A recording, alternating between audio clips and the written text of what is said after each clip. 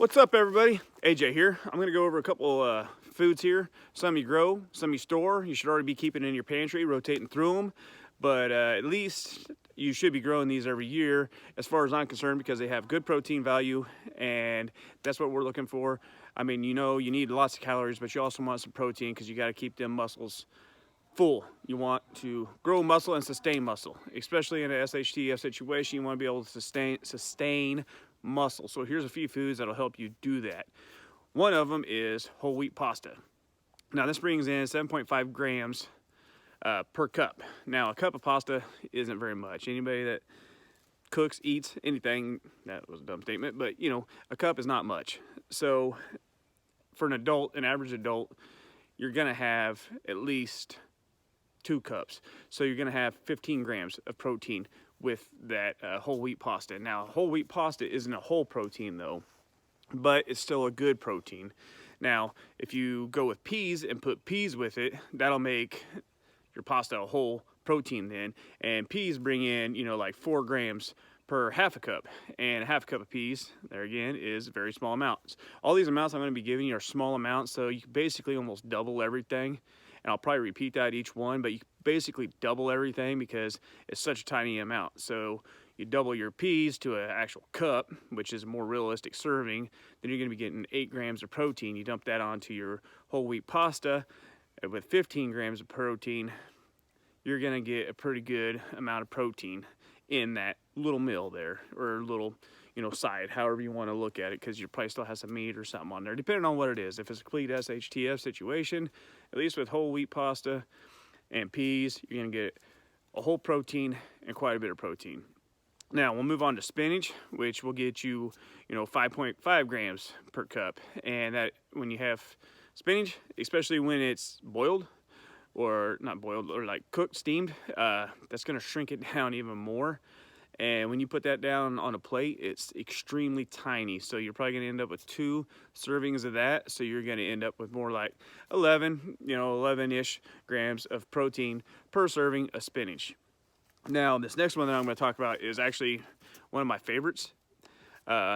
Because it's easy to store, easy to carry. You can put it in your bug out bag, you can put it in your everyday carry bag because it's lightweight and it's super easy to carry. That's pumpkin seeds.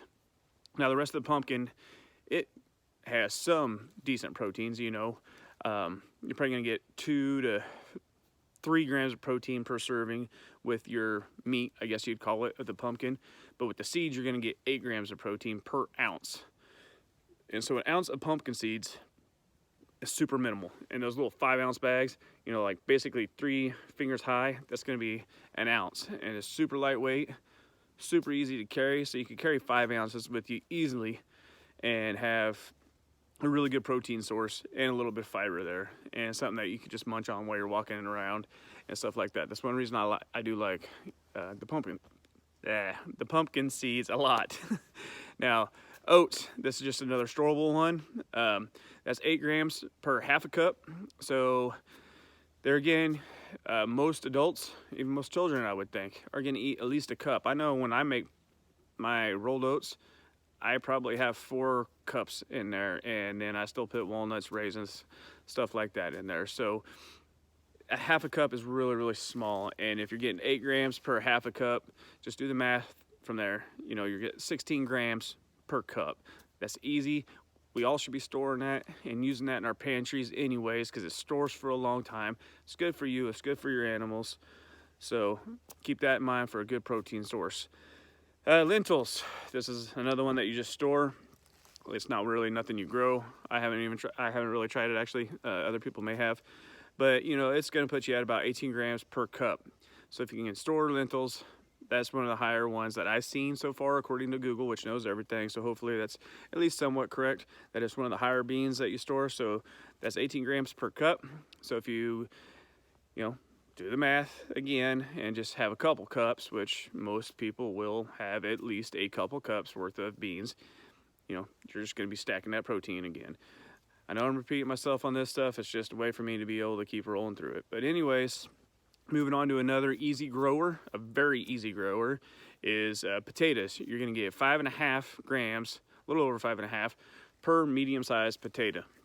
And actually planting potatoes is very easy, and so you're not burning a lot of calories to do it, you know, depending on how you do it, but you're not burning a lot of calories to do it. So getting this much protein out of potato, plus all the other benefits from potatoes is very beneficial. And then we'll move on to asparagus, which is basically the last one, other than one I'll just kind of throw in there just for the hell of it. Asparagus gives you 4.5 per cup.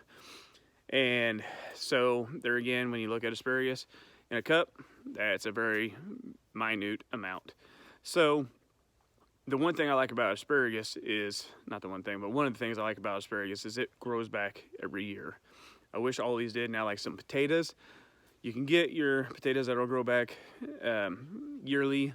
Your pumpkins, some of those will grow back yearly. We've even had some luck with spinach growing back yearly. So some of these things will do that. And the more that you can find that have this higher protein that will come back yearly, the better off you are, because it's less work they have to do to gain the calories and the proteins from these. Now, with that being said, one other thing that I really enjoy eating, and so do all the animals around here, so it's kind of tough, but it's easy to plant. It does take a lot of water, though, is the only bad thing, but it's sweet corn.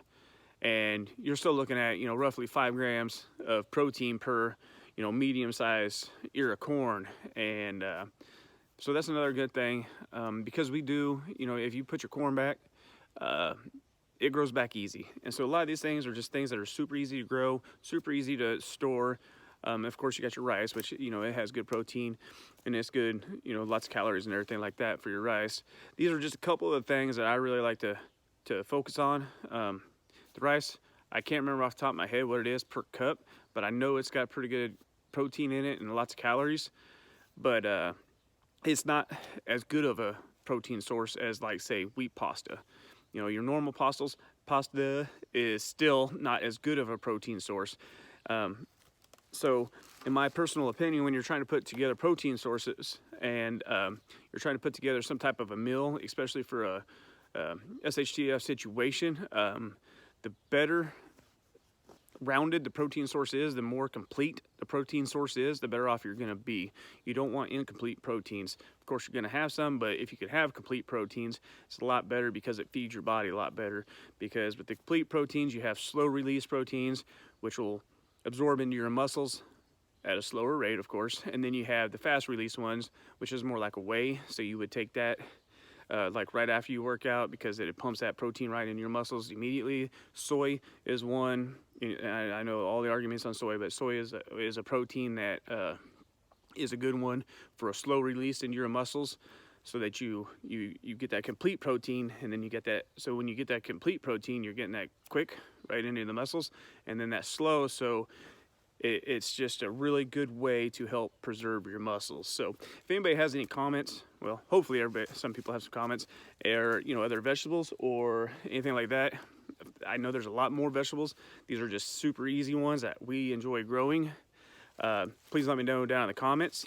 I'm putting this video out tonight because we are running behind due to work on the live. There was a little hiccup at work with Heartland, and so our live had to be pushed back another hour. So I thought I'd throw out a real quick video, at least to do something, since I was running behind again on another live. So hopefully this is some decent information for y'all, and hope to see y'all on our live here real soon. Thanks for watching. Have a good night.